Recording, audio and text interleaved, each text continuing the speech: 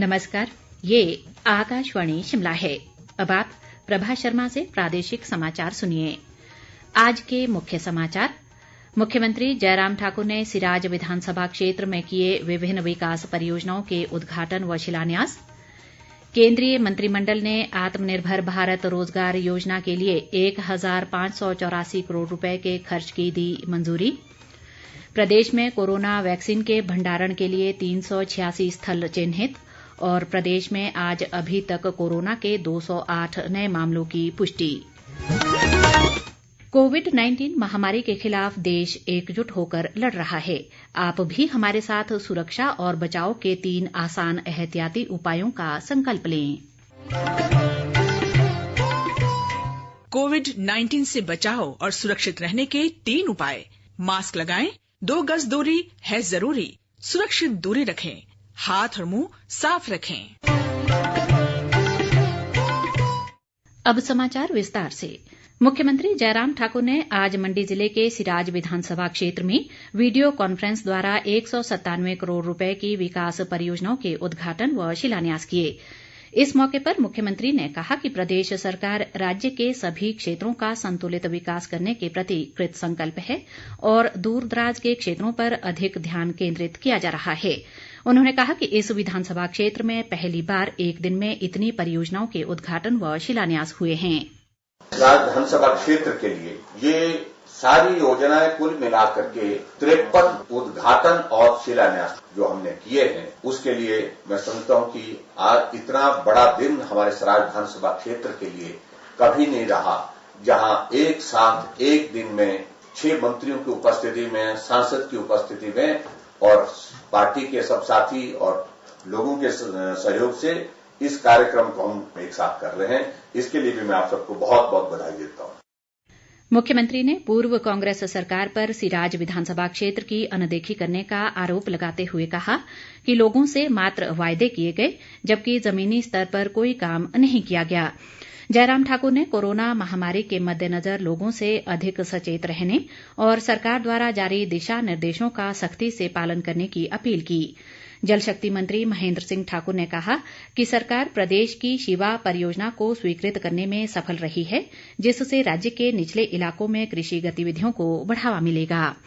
तकनीकी शिक्षा मंत्री रामलाल मारकंडा, पंचायती राज मंत्री वीरेंद्र कंवर, शिक्षा मंत्री गोविंद ठाकुर, ऊर्जा मंत्री सुखराम चौधरी, वन मंत्री राकेश पठानिया और सांसद रामस्वरूप शर्मा भी इस दौरान मौजूद रहे। केंद्रीय मंत्रिमंडल ने चालू वित्त वर्ष में आत्मनिर्भर भारत रोजगार योजना के लिए 1,584 करोड़ रुपए के खर्च की मंजूरी दी है। श्रम और रोजगार मंत्री संतोष कुमार गंगवार ने बताया कि इस योजना से लगभग 58,50,000 कर्मचारियों को फायदा होगा। उन्होंने कहा कि योजना के अंतर्गत सरकार 1 अक्टूबर 2020 से 30 जून 2021 तक काम पर रखे गए कर्मचारियों को 2 साल के लिए सब्सिडी देगी। मंत्रिमंडल ने सार्वजनिक वाईफाई सुविधा प्रदान करने के लिए डेटा कार्यालयों के माध्यम से लाइसेंस शुल्क के बिना सार्वजनिक वाईफाई नेटवर्क लगाने को भी मंजूरी दी।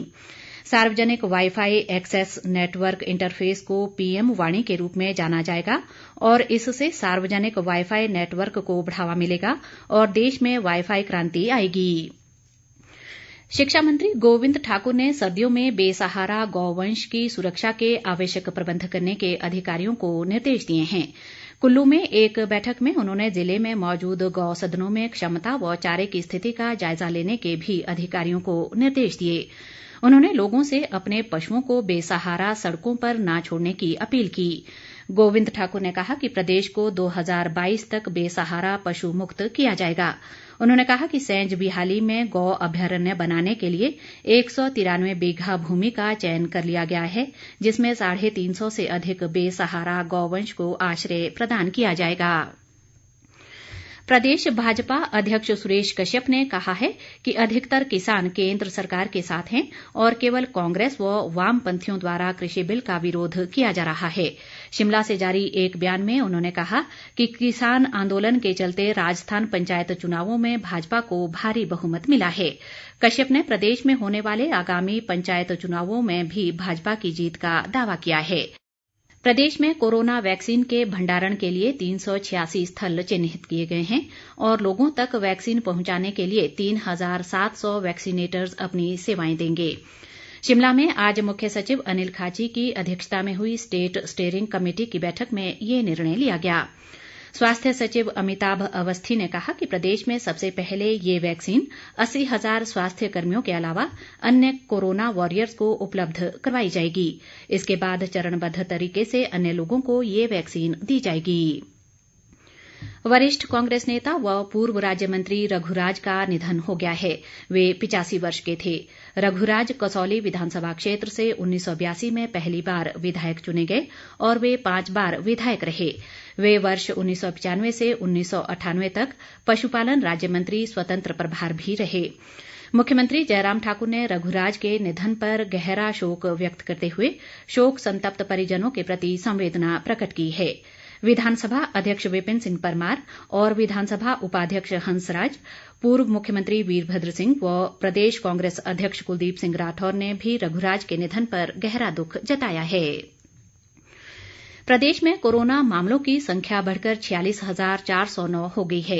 राज्य में आज अभी तक कोरोना के 208 नए मामलों की पुष्टि हुई है। इनमें से सर्वाधिक 68 मामले कांगड़ा जिला में सामने आए हैं, जबकि शिमला में 41, सिरमौर में 34, मंडी में 26, ऊना में 17, कुल्लू व हमीरपुर में 8-8, लाहौल स्पीति में 4, जबकि चंबा व सोलन में 1-1 कोरोना पॉजिटिव शामिल है। मौजूदा समय में प्रदेश में कोरोना के 7,180 सक्रिय मामले हैं और 38,437 लोग अब तक स्वस्थ हो चुके हैं। प्रदेश में कोरोना संक्रमण से अब तक 748 लोगों की मृत्यु हो चुकी है। वन विकास निगम के उपाध्यक्ष सूरत नेगी ने आज किन्नौर जिला के पूह उपमंडल के तहत ग्राम पंचायत लाबरंग में पेयजल योजना का शिलान्यास किया। लगभग 88 लाख रुपए की इस योजना से गांव के करीब 1,400 लोग लाभान्वित होंगे। उन्होंने कहा कि योजना के तहत 70,000 लीटर पेयजल क्षमता का एक पेयजल टैंक भी बनाया जाएगा। जनजातीय जिला लाहौल स्पीति व चंबा के पांगी सहित ऊंचाई वाले क्षेत्रों में आज भी रुक रुक कर बर्फबारी का क्रम जारी रहा। बर्फबारी के चलते चंबा जिला मुख्यालय को जोड़ने वाला साच दर्रा वाहनों की आवाजाही के लिए बंद है। पांगी मुख्यालय किलाड़ में लगभग 1 फुट हिमपात हुआ है। इधर राजधानी शिमला और इसके आसपास के क्षेत्रों में आज दिन भर बादल छाए रहे। इस बीच मौसम विभाग ने आगामी 24 घंटों के दौरान प्रदेश के अधिक ऊंचाई वाले क्षेत्रों में हिमपात, जबकि मैदानी इलाकों में मौसम के साफ रहने का अनुमान जताया है। सोलन के उपायुक्त केसी चमन ने कहा है कि कोरोना महामारी को लेकर ढिलाई बर्दाश्त नहीं की जाएगी और 2 गज की दूरी व मास्क न पहनने वालों के खिलाफ सख्त कार्रवाई की जाएगी। उन्होंने कहा कि पुलिस सादे कपड़ों में बाजार में निरीक्षण करेगी और शादियों में भी इसी तरह नजर रखी जाएगी।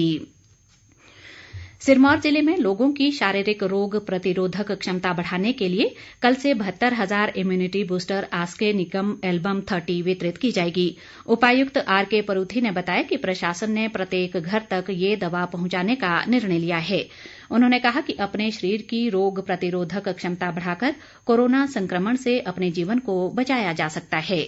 अंत में मुख्य समाचार एक बार फिर। मुख्यमंत्री जयराम ठाकुर ने सिराज विधानसभा क्षेत्र में किए विभिन्न विकास परियोजनाओं के उद्घाटन व शिलान्यास।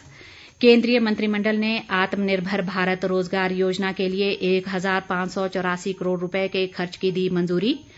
प्रदेश में कोरोना वैक्सीन के भंडारण के लिए 386 स्थल चिन्हित और प्रदेश में आज अभी तक कोरोना के 208 नए मामलों की पुष्टि। इसी के साथ ये समाचार बुलेटिन समाप्त हुआ। नमस्कार।